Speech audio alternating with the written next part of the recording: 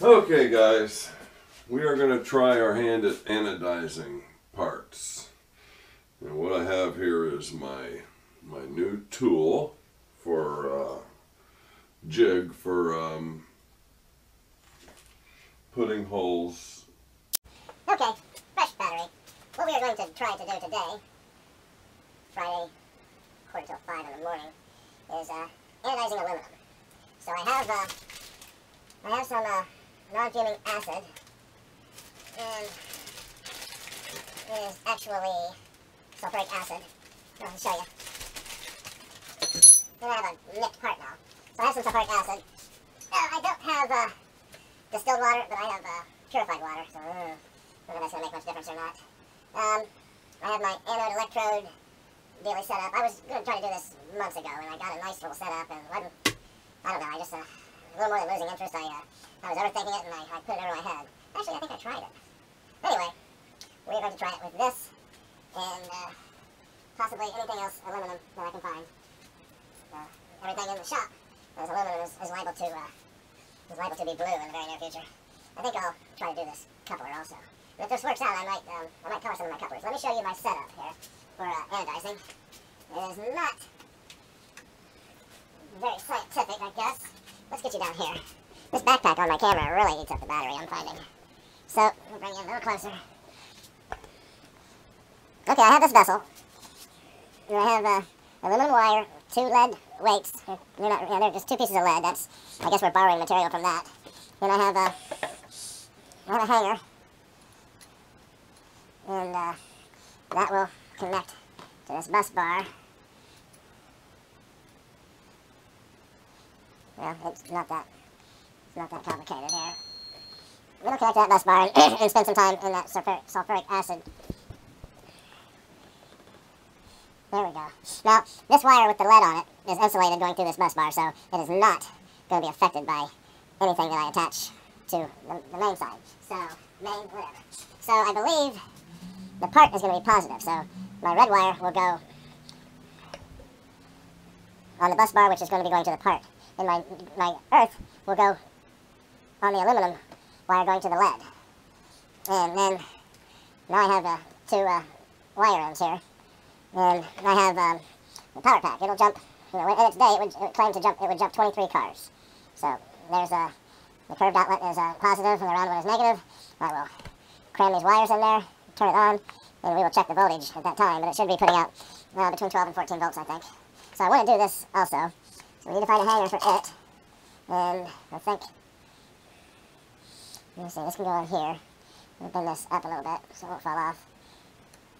And that one will hang there. So, let's, I'm going to go clean this. The way it was explained to me is you clean it till you think it's clean with Ajax, and then you clean it again, and then you clean it again. So this is my finished jig here. I got 2 different size holes. Let me find a piece of tubing here. So I got, this is for a 5/16 through hole here. So I'll stick that in there, make it flush. Now drill 1 hole, turn it 90 degrees, drill the other hole. Now if I need a larger hole, I'll go down here to the 7/64 hole. Same thing, drill 1 hole, rotate it 90, drill the other hole. It really doesn't need to be rotated. One of the samples they had has that and one doesn't. Okay, now these 2 holes here inside this V-groove that I milled on the mini lathe is these little bitty transfer punches. And we've seen these before. Here's the wrench and the holder. And I can screw those in to an appropriate depth. Lay my, there it is. I can lay my tube across there and give it a tap with the hammer, and it'll give me a couple dimples to get a drill started with. You can see all my test dimples on there. Hit it too hard, you crush it. Not acceptable. Okay, I'm going to go get some get cleaning on these parts, and get my dye prepared, and my rinse water prepared. So we'll be right back. Okay, we have started the process. The parts are positive, and the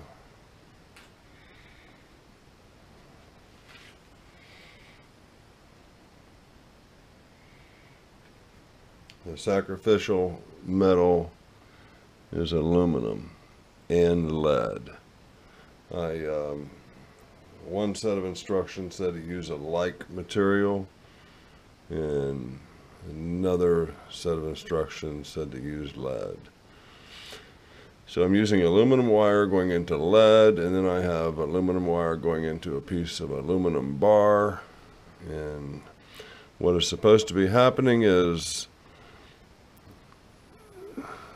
the aluminum bar and the lead are shedding its material and being attracted to the positive parts, which are connected to the bus bar.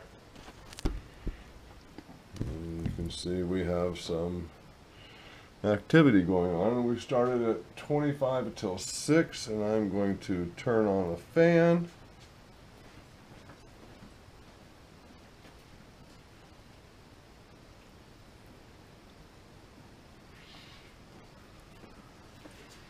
And I am going to give this, well, between a half hour and 45 minutes. It depends on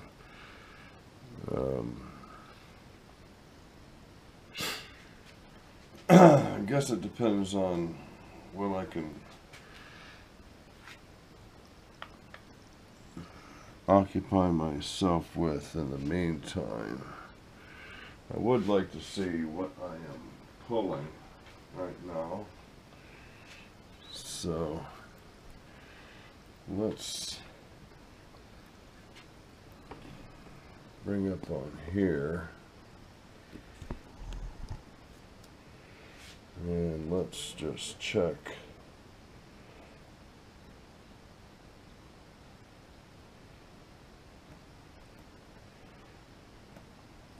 Okay. We're 11.7. Now, this power supply is really only a battery. So, this 11.7 is going to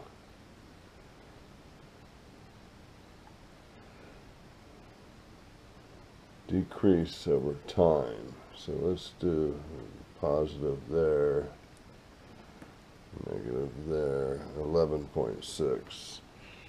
So maybe I'm just going to do it until my jump pack has no more power.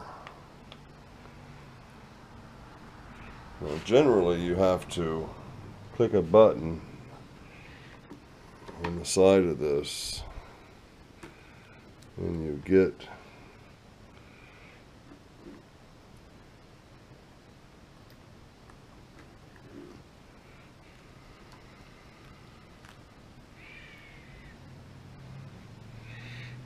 like when I unplugged that, I had 5 bars. So as we are now, I have 1. So I believe what's supposed to happen is happening. It looks like the sacrificial items are bubbling and the other ones aren't. Plugging in the microphone now. 3, 2, it is in. And bring you back in about 45 minutes or so. Okay, we're ready to get on with this a little bit. See our blue dye. I have a container around here somewhere with red dye in it, ready to go. Okay, so we're going to remove the part. All the electricity is off. I need a screwdriver to loosen that up. And we're going to loosen up this one too. So we're going to rinse.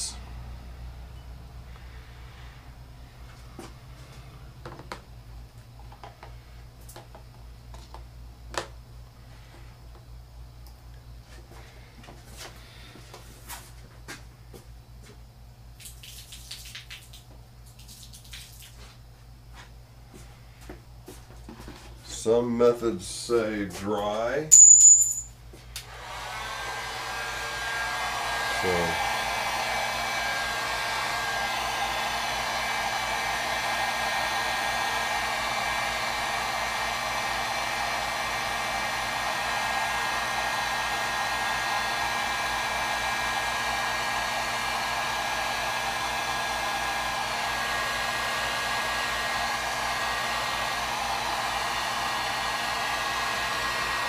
the water, the dye is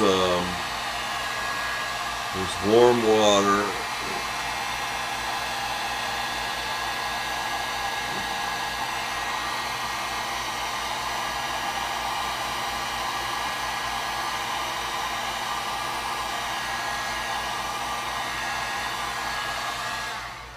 So that is that. I'm going to take these off here, give them a rinse. Now, you're supposed to use distilled water. And I am not using distilled water. Whoa.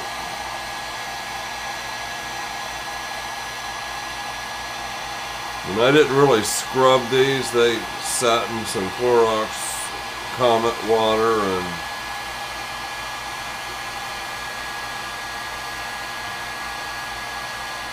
they kind of watched me wash the other parts.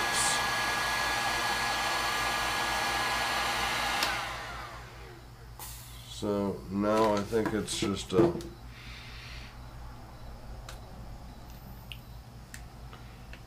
wait and see. I have some hot rinse water here. I'm going to cover this to help retain some of that heat. I'm going to view this and see if it looks like it's been ate. I don't really see any change to that.